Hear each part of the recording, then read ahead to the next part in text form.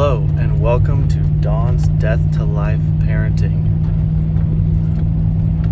Right now, I will be talking about a concept I call going brain dead.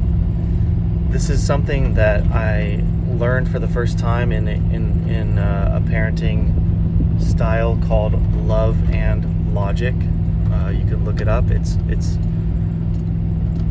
It was foundational and inspirational for me, and I fully endorse and buy into their systems and was inspired and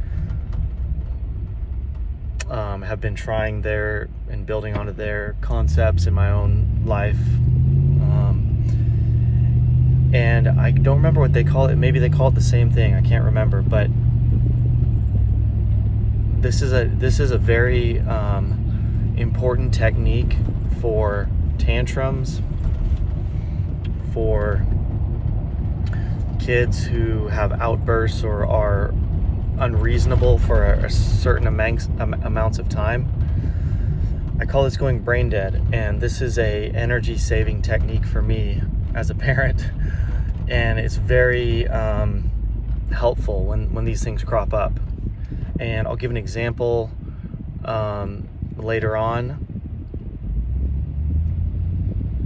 and I'll also share, this is just something that I kind of realized naturally. I discovered it independently, and then I remembered it's a love and logic principle. But part of the principle is not engaging with a child in tantrum mode. Not spending, another way to say it is not using any of my energy with a person who's being unreasonable. And I see children as people. You could say children are not mature. You could also say a lot of adults are not mature persons, and I see children as not mature persons, and as they should not be. They are children. They should be children. They should not be mature yet. And this is part of that. And it's also part of the beauty of children is the immaturity and the transparency of their state of emotion. So when a child is upset, or they really want something and they did not get it, or they are realizing they are not going to get it, they will try any number of things to try to get what they want. And just like any of us as adults, we're all trying things and seeing if they work, whether we're aware of it or not. And things that work for us,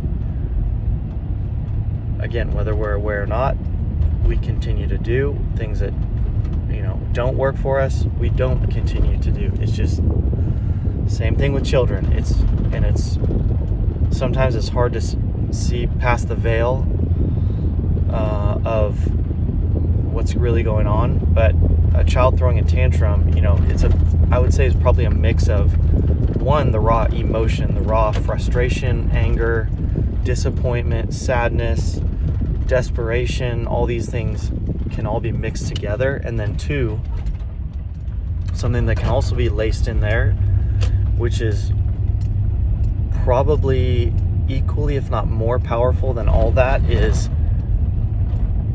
this is an effort to get what the child wants. And if it has worked, again, if a child has thrown a tantrum and in some way, shape, or form they got what they wanted out of the situation, doesn't matter what the parent says, or the parent says, oh, I'm never going to do that again. Well, it worked. So the child's probably going to try it again. I don't know the future, but me as a parent, if I say something like, okay, I'll do it this once, or I'll give you that one time, in the back of my mind, I'm realizing I'm giving this child what they wanted. I'm allowing this thing, whether it's a tantrum or something else, I'm allowing it to, one way to say it is I'm enabling it. I'm allowing it to win. I'm allowing it to thrive. I'm giving it life. But these things, giving them life, they only bring death. And this is kind of the death to life. But there can be life in these situations. So basically, let's get back to I'm going to bring this back around to the topic. The topic is, if I can even remember,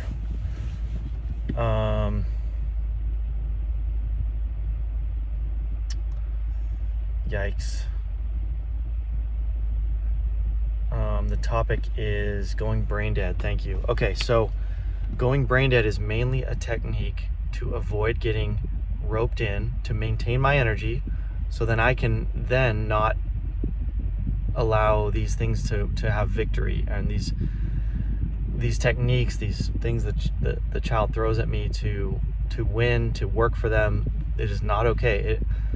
And playing this forward, it's like, if I teach my child, like, if you throw a tantrum, you can get what you want, even when the person originally says no. Like, how is that going to play out for the child when they grow up and be an adult? I mean, I'm sure there are plenty of adults, maybe you can think of one. Like, every person needs to grow up in this way, because as a child, we are not grown up yet. We learn what the world's like as it presents itself to us. We learn reality as it presents itself to us. And parents are largely in control. They should be, and they are in control of the reality of the child as the caregiver, as the needs meter of the child. So, child's learning. Child will try I'm sure I did it when I was a child. I'm sure every single child does something to try to get what they want. In their varying degrees. Some are willing to do one thing, some are others, et cetera, et cetera. But the important thing is, there will be, and at least in my experience, there are storms to weather. There are tantrums to survive and come out the other side and still be firm and loving. This is one of the biggest challenges of my patients. This will challenge your patience. And that is why I go into low energy mode. It's like the phone going into low energy mode while the tantrum is going on. I try to spend as little energy as I possibly can. If one of my little girls, age 2 and 5 right now, are being unreasonable, throwing a tantrum, trying to argue,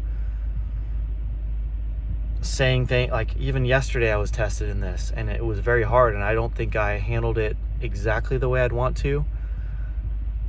When I do handle it the way I want to, I remain patient and calm. I go into low energy mode, and now I'll get into kind of exactly what I do is I just kind of say the same thing over and over again in a very slow, quiet, methodical way. And it's like and this doesn't quote unquote work. This doesn't work. This doesn't change the state of the child. It doesn't do anything. At least I don't expect it to.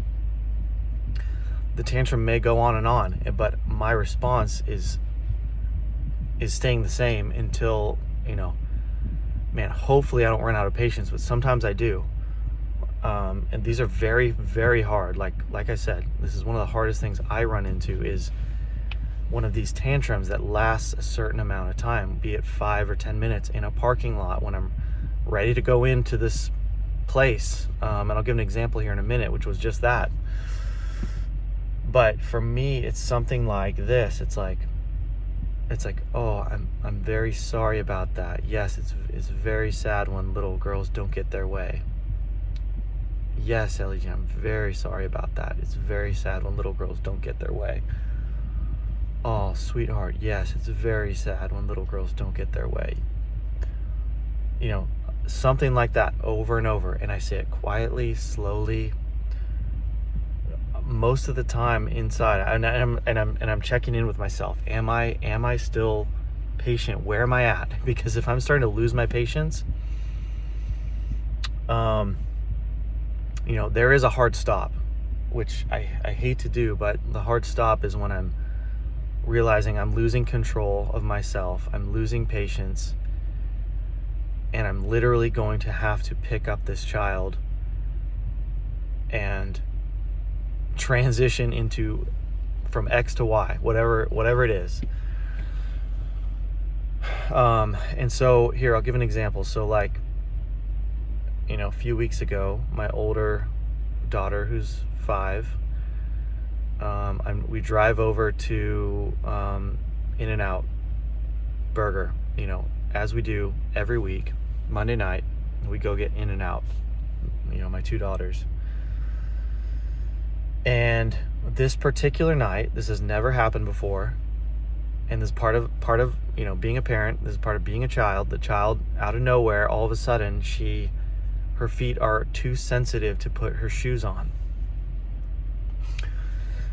Okay, so in my brain, it's like, okay, Elgene, time to put your shoes on, like I do every time we arrive somewhere.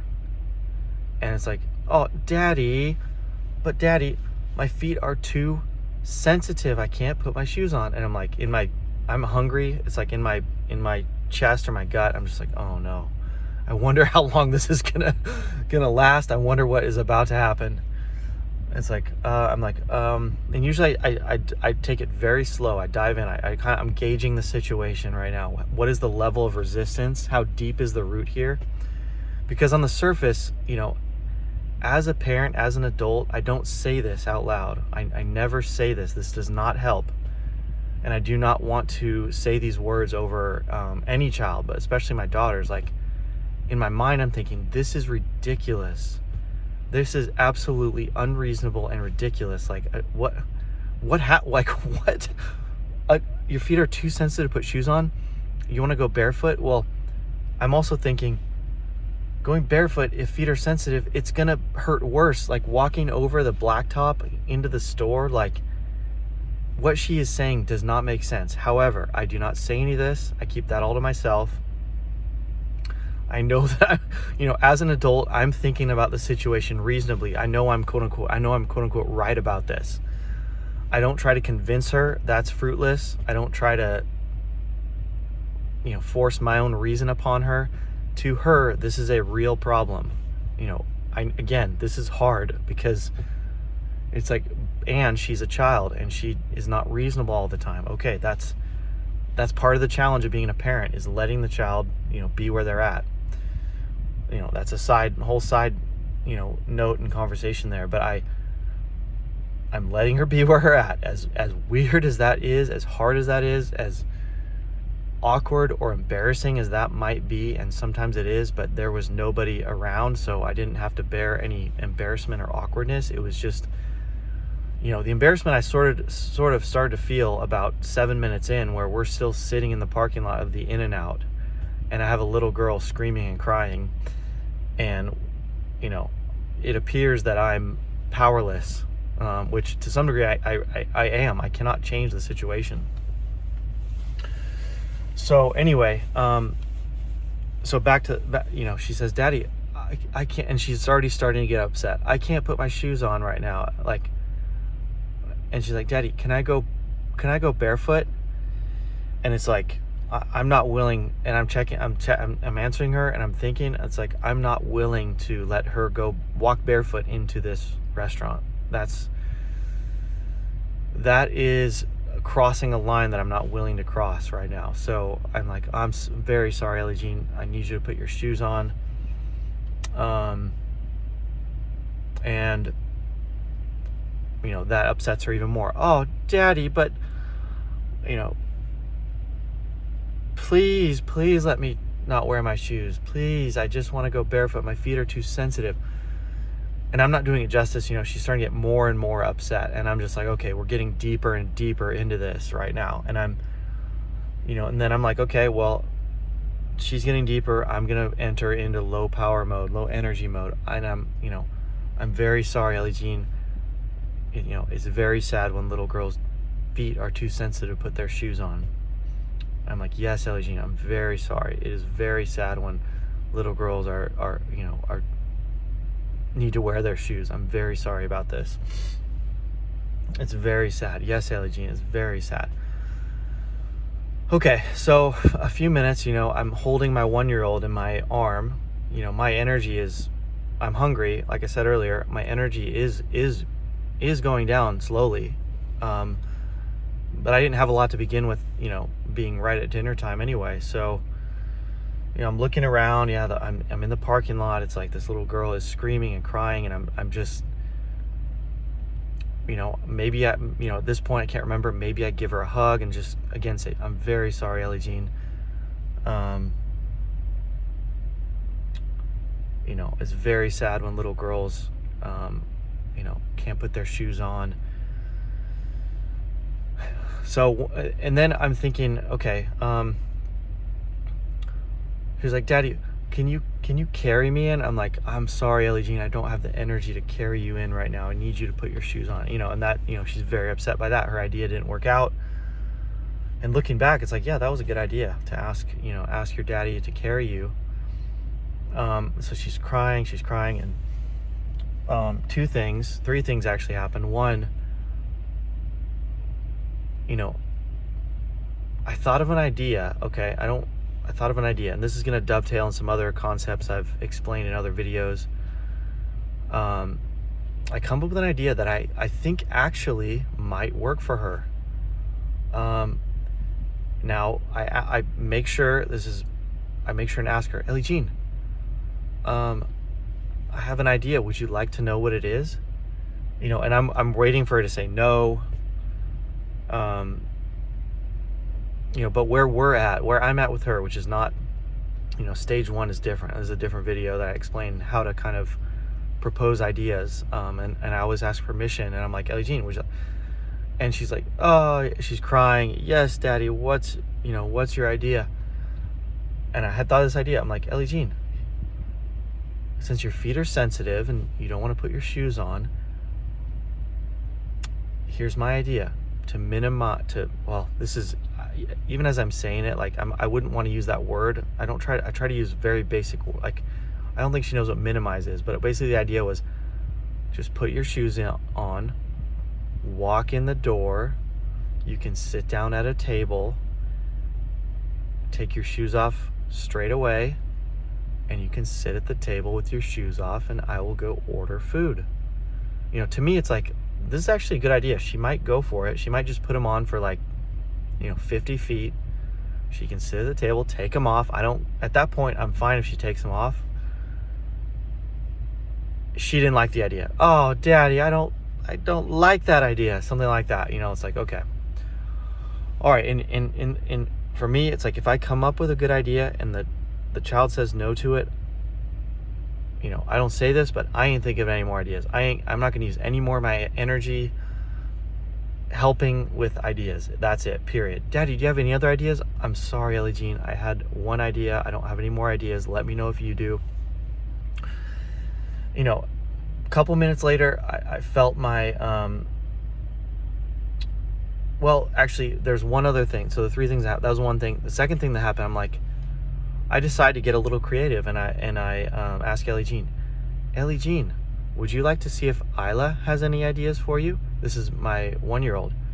This is fun. It's like, I'm trying to have inject some fun and energy on my side, at least, because I'm like, it'd be interesting to see what Isla thinks. What would Isla say to, her sister who's, struggling, and so, Ellie Jean's like, oh, yeah, sure, yes, Daddy.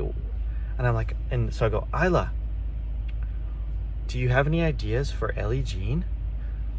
And like, here, this is a beautiful moment. It's like I'm asking a 1-year-old a question, and I'm, here I am, a 40-year-old and a 5-year-old just waiting to hear what this 1-year-old says. I mean, I absolutely love this for Isla in this moment.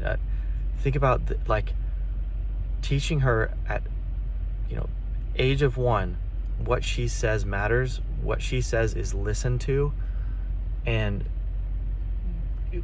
she is respected as a person, as somebody who has something to contribute to a situation.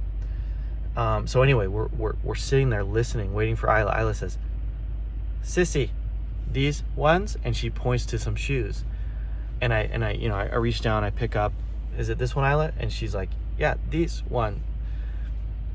And I knew it was going to work out. Those shoes Ellie Jean had already considered, and she was not going to even think about those shoes. So I knew where this was going, but Ellie Jean goes, oh no, I'm not going to put, or I don't know. But of course, I didn't expect that to work out. Would have been great if it did, because I was ready to go in.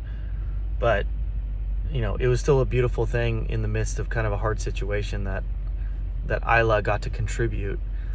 So at that point, I feel like, this is the other thing that happened. I feel like my energy is starting to actually wane. I'm losing my patience. It's been 7-8 minutes. Ellie Jean crying, screaming, won't take ideas, still stuck. This is where I just, and me, I got to go back to brain dead, and I'm like, Ellie Jean, I'm very sorry. I need to take a break from this.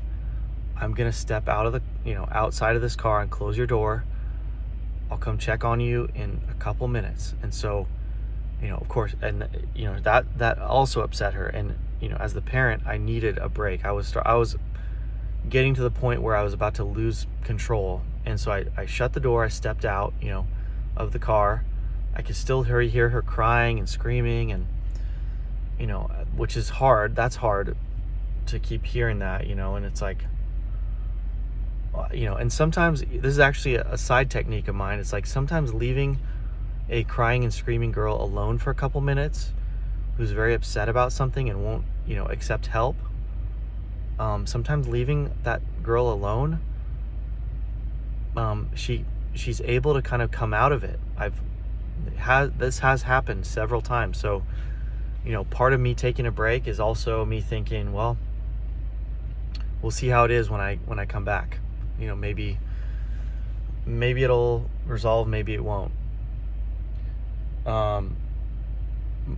And also, like, this break was 100% for me, because if I'm losing control, I have to do something about that. I cannot, I live by the, it is not okay that for, a man to be impatient with his girls or angry or upset at them. Well, it's okay to be angry and upset, but it's not okay to kind of scare them with anger. It's not okay to lose my patience with them. I do not want them to ever feel like they are a problem, or they are an issue, or they are too much. All these things, these messages are not okay. I do not want them taking those messages and those feelings with them as they grow up and take them out into the real world. I've met plenty of adults, myself included, who have felt like a burden to other people, even when it's an illusion. It's a fake, completely fake, but it feels real. That is such a crippling life sentence to have, and very hard to overcome some of these false realities that develop as children. So anyway, that's a side note. So I take a break, I come back, and and she's still very upset. And I realize, this is where I realize it's been about 10 minutes. I just have to do something. I have to do something about this. So I decide, okay, I am literally just going to carry her in. I barely have enough energy, but I can do this. I can carry her into the restaurant, and we can go from there. But I need her to put her shoes on for me to carry her in. So I go, Ellie Jean, okay, I have energy to carry you. I can carry you in the restaurant. I just need you to put your shoes on. Does that work for you? And crying, she's like, yes, Daddy. I'm like, okay. So, she's fumbling with her shoes, takes her a few minutes, gets them on. I pick her up. I'm low on energy. I've got one girl in each hand. I carry them in. I get in line. Thankfully, it's a short line. I get up to the register. I set them on the counter. I order our food. And at that point, when we got in the restaurant, Ellie Jean stopped crying. And then by the time I ordered food a couple minutes later, she hopped off the counter onto her feet and was like back to normal, as if nothing happened. And, I'm, as the adult, as the parent, it's like, I could have gone any direction with this. I could have asked her to repay my energy from that. I just kind of took it on myself. I knew I needed energy. I kind of took it easy, got myself a drink. Thankfully, both girls were kind of cooperating for a little while after that I was able to kind of bounce back with my energy, and everything turned out just fine. Man, but I guess there was more there in that example than just brain dead mode, but this video, brain dead mode is just something that I can't go without. I do not engage with, except these little, if I, as you heard me in my example, I do engage in certain areas I think might work, sometimes have worked. And if I do something and I try it a couple times or a few times and it doesn't work, I don't try it again. I'm not invested in anything that doesn't work for me. So, I would love for parents to adopt that as well. And I would love if there's something that you want to try that I've mentioned in this video, please try it. Let me know how it works, either way. Or if you have a situation that you're wondering about, let me know in the comment section. Yeah, that is it for Brain Dead Mode. Thanks for watching. Talk to you later. Bye.